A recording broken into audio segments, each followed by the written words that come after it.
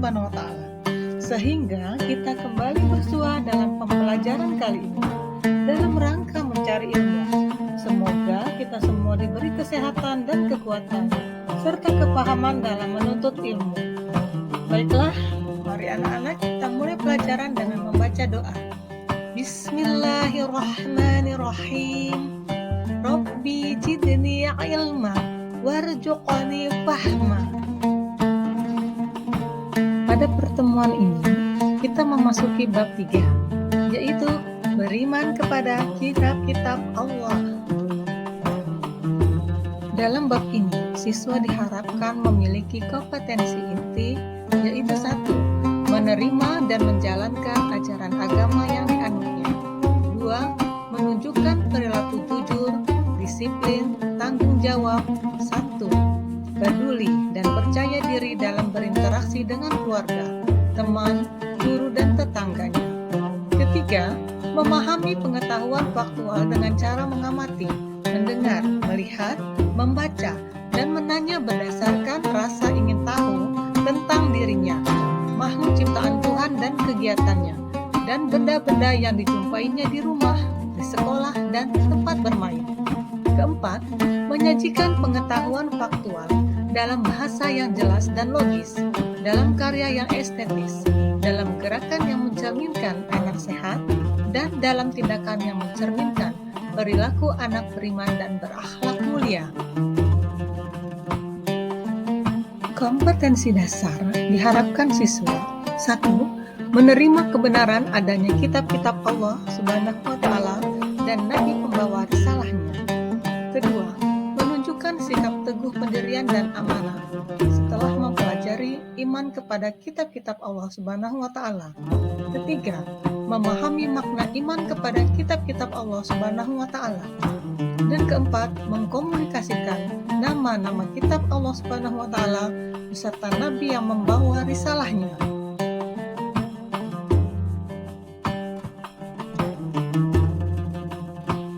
Baiklah anak-anak, tahukah kamu bahwa sebelum kitab suci Al-Quran, Allah Subhanahu wa Ta'ala menurunkan kitab-kitab kepada Nabi dan Rasulnya?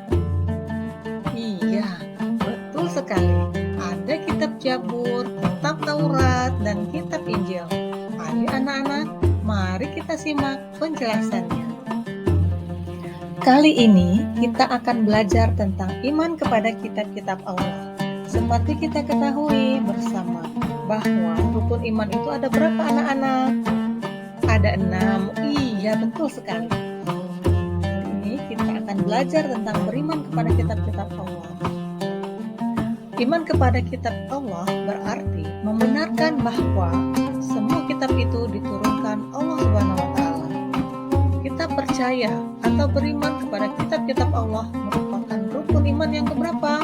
Benar, rukun iman yang ketiga. Sebagai pembukaan, ayo anak-anak, mari kita menyanyikan lagu Rukun Iman. Sebagai pembukaan, ayo anak-anak, mari kita menyanyikan lagu Rukun Iman. Sebagai pembukaan, ayo anak-anak, mari kita menyanyikan lagu Rukun Iman. Sebagai pembukaan, ayo anak-anak, mari kita menyanyikan lagu Rukun Iman. Iman pada Allah, pada malaikat, Sebagai pembukaan, juga pada ayo anak-anak, mari kita menyanyikan lagu Rukun Iman Iman. pada Rasul, pada hari kiamat, juga Sebagai pada pembukaan, qadar ayo anak-anak, Allah. mari kita menyanyikan lagu Rukun Iman. Sebagai pembukaan, ayo anak-anak, mari kita menyanyikan lagu Rukun Iman. Sebagai pembukaan, ayo anak-anak, mari kita menyanyikan lagu Rukun Iman. Rukun iman, rukun iman. Sebagai itu pembukaan, ada ayo anak-anak, mari kita 6. menyanyikan lagu Rukun Iman. Rukun iman itu ada. Sebagai pembukaan, ayo anak-anak, Iman mari pada kita menyanyikan Allah, lagu pada Rukun Iman. malaikat, juga pada kitab-kitab Allah. Sebagai pembukaan, Iman pada ayo anak-anak, Rasul, mari kita pada menyanyikan hari lagu kiamat, Rukun juga Iman. pada qadar Allah. Sebagai pembukaan, Ayo anak-anak, mari kita menyanyikan lagu Rukun Iman. Sebagai pembukaan, ayo anak-anak, iman secara bahasa adalah percaya, yakin. Pengertian iman juga disebutkan dalam hadis dari Umar bin Khattab radhiyallahu anhu. Ia berkata, pada suatu hari Rasulullah Shallallahu Alaihi Wasallam didatangi oleh malaikat Jibril. Malaikat Jibril bertanya kepada Rasulullah, "Beritahukanlah kepadaku apa itu iman."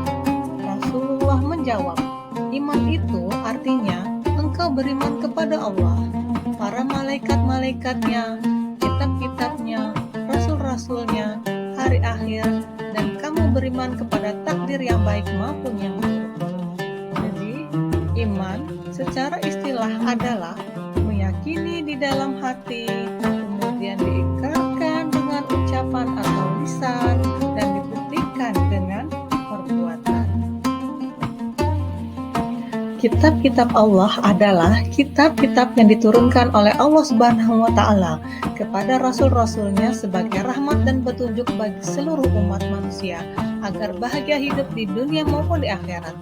Secara bahasa, kitab berasal dari bahasa Arab yang artinya tulisan, berasal dari akar kata kataba yaktubu yang mengandung arti menulis, sehingga arti dari kitab adalah tulisan. Jadi, secara istilah, kitab-kitab Allah itu adalah kumpulan wahyu atau kumpulan firman Allah yang disampaikan kepada para rasul untuk diajarkan kepada manusia sebagai petunjuk dan pedoman hidup setiap rasul. Nabi dan Rasul itu tidak semua mendapat wahyu dari Allah, dan ada yang tertulis pun dan ada yang tidak. Jadi terdapat dua, yaitu terdiri dari kitab dan terdiri dari suhuf. Apa bedanya antara suhuf dengan kitab? Suhuf adalah kumpulan wahyu Allah yang diturunkan kepada Rasulnya sebagai pedoman buat umatnya, tapi belum terkumpul menjadi satu menjadi sebuah buku. Artinya suhuf itu masih berupa lembaran-lembaran terpisah. Sekarang, apa sih arti dari beriman kepada kitab-kitab Allah? Iman kepada kitab Allah artinya meyakini bahwa Allah Subhanahu wa Ta'ala telah menurunkan kitab-kitabnya kepada Rasulnya agar kitab-kitab itu dijadikan sebagai pedoman hidup bagi umatnya. Kitab Allah itu ada yang harus kita yakini dan kita imani, yaitu ada 4. Pertama, kitab Taurat. Kedua, kitab Zabur. Ketiga, kitab Injil. Dan terakhir, kitab Al-Quran. Mari anak-anak kita amati gambar berikut ini. Terdapat 4 buah gambar. Tahukah anak-anak apa nama kitab suci yang ada pada gambar tersebut? Dan apakah sama bahasa yang digunakan dari keempat kitab tersebut? Ayo jelaskan, siapa yang bisa? Dan siapa saja nabi yang menerima keempat kitab tersebut? Kita wajib meyakini keberadaan kitab-kitab Allah Subhanahu wa Ta'ala. Kitab adalah kumpulan firman Allah Subhanahu wa Ta'ala yang diwahyukan kepada Rasulnya. Di antara kitab-kitab Allah yang diturunkan kepada para Rasulnya adalah Taurat, Zabur, Injil, dan Al-Quran. Ayo anak-anak, untuk lebih jelasnya kita cermati kitab-kitab Allah berikut ini. Pertama, kitab Taurat. Kitab Taurat artinya syariat atau perintah. Kitab Taurat diturunkan kepada Nabi Musa alaihi salam. Kitab Taurat berisi tentang keyakinan untuk menyembah Allah Subhanahu wa Ta'ala serta larangan untuk menyembah berhala. Taurat juga menjelaskan perihal tentang kabar gembira atas kedatangan Nabi Muhammad Sallallahu Alaihi Wasallam. Kitab Taurat dengan bahasa Ibrani. Kemudian kedua, kitab Zabur. Kitab Zabur artinya tulisan, diturunkan kepada Nabi Daud alaihi salam.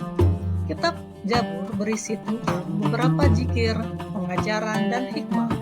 Kitab Zabur merupakan petunjuk atau wahyu dari Allah Subhanahu wa Ta'ala untuk Bani Israel dengan bahasa Kipti.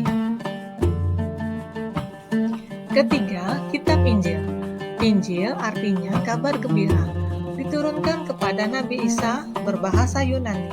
berisi tentang keterangan dan ajaran-ajaran yang membenarkan atau memperkuat ajaran yang terdapat pada kitab-kitab sebelumnya. Dan terakhir, kitab Al-Quran. Al-Quran artinya bacaan, diturunkan kepada Nabi Muhammad SAW. Berbahasa Arab, kitab Al-Quran berisi tentang akidah dan keimanan, ibadah, penciptaan manusia, kisah-kisah, hubungan manusia dengan Allah, dan petunjuk untuk keluarga, bermasyarakat, dan bernegara. Taurat diturunkan kepada Nabi Musa alaihi salam dan itu diturunkan pada abad ke-12 sebelum Masehi. Kitab Jabur diturunkan kepada Nabi Daud alaihi salam, diturunkan pada abad ke-10 sebelum Masehi.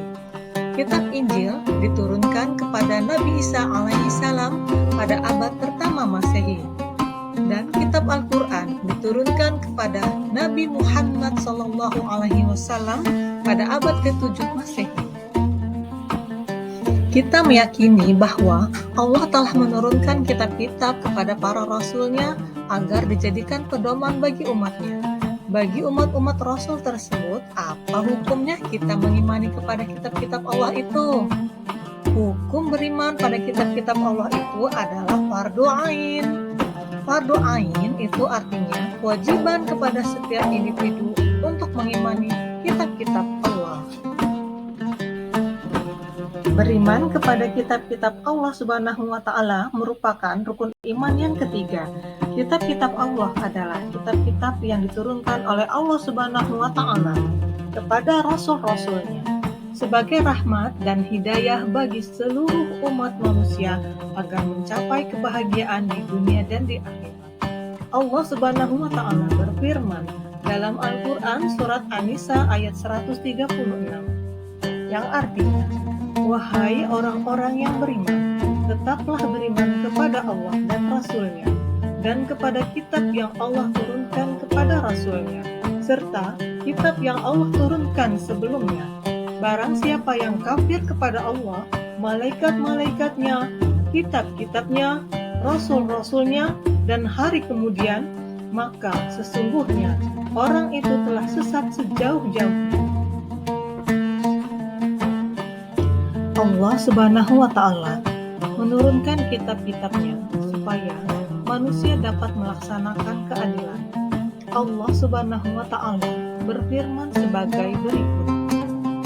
Bismillahirrahmanirrahim.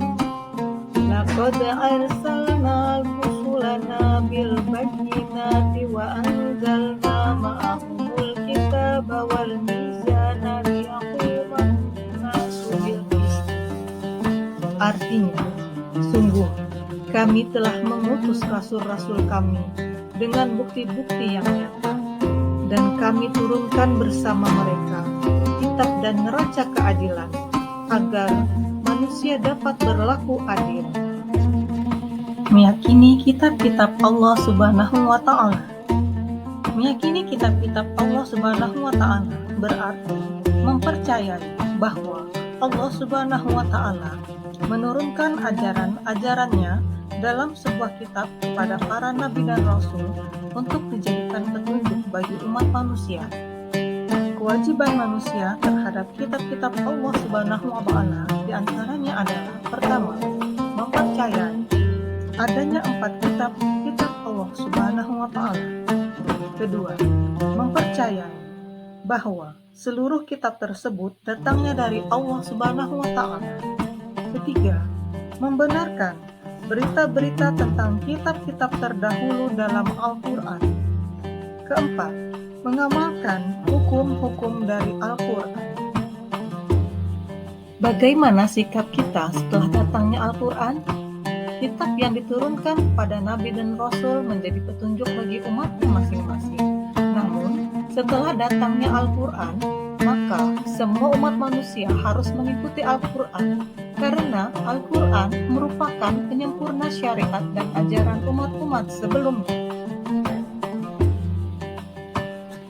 Hikmah beriman kepada kitab-kitab Allah Subhanahu wa Ta'ala di antaranya, pertama, menyadari bahwa Allah Subhanahu wa Ta'ala sangat sayang kepada kita sehingga harus banyak bersyukur.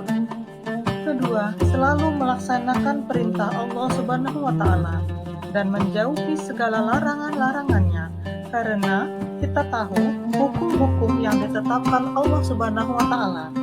Ketiga, meyakinkan kita bahwa Islam adalah agama untuk seluruh umat manusia, mengetahui kebesaran dan keagungan Allah Subhanahu wa Ta'ala melalui kitab-kitab yang diturunkannya. Materi pada hari ini telah cukup. Baiklah anak-anak, ayo kita berdiskusi. Tugas kali ini, anak-anak mengerjakan tugas dengan berkelompok yang telah Ibu bentuk. Tugas masing-masing kelompok didapat dari model pembelajaran yang telah Ibu sajikan. Terima kasih Ibu ucapkan. Wassalamualaikum warahmatullahi wabarakatuh.